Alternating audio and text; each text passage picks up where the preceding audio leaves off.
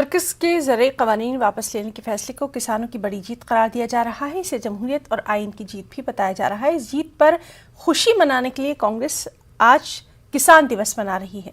सभी प्रदेश कांग्रेस कमेटी, जिला कमेटी और ब्लॉक कमेटी आज प्रेस कॉन्फ्रेंस मुनक़िद कर रहे हैं। साथ साथ कांग्रेस अब MSP ज़रूरी शोबे से GST को हटाने और कर्ज माफ़ी समेत दीगर मसाइल को भी शिद्दत से उठाएगी।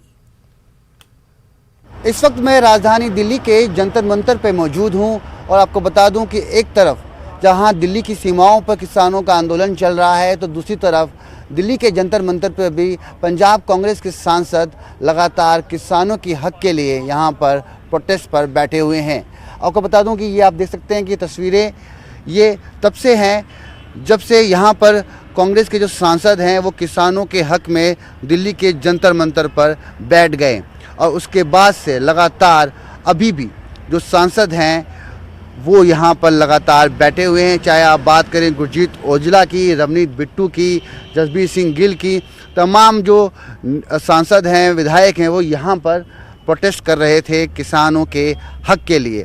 मगर जब प्रधानमंत्री नरेंद्र मोदी ने ये घोषणा की कि 3 कृषि कानून को रद्द कर दिया जाएगा, उसके बाद तमाम सांसदों द्वारा इस घोषणा का स्वागत किया गया और उसके बाद ये फैसला लिया गया कि जब तक संसद की जो संसदीय प्रक्रिया है वो पूरी नहीं हो जाती, तब तक ये सांसद भी यहाँ पर प्रोटेस्ट पर बदस्तूर बैठे रहेंगे। आपको बता दूं, इनमें से तमाम ऐसे सांसद हैं जो लोकसभा के सांसद हैं, राज्यसभा के सांसद हैं, वो भी यहाँ पर प्रोटेस्ट पर बैठे हुए हैं और उनकी ये इच्छा है कि इतने दिन हम यहाँ पर बैठे, कुछ दिन और बैठ लेंगे तो क्या चला जाएगा।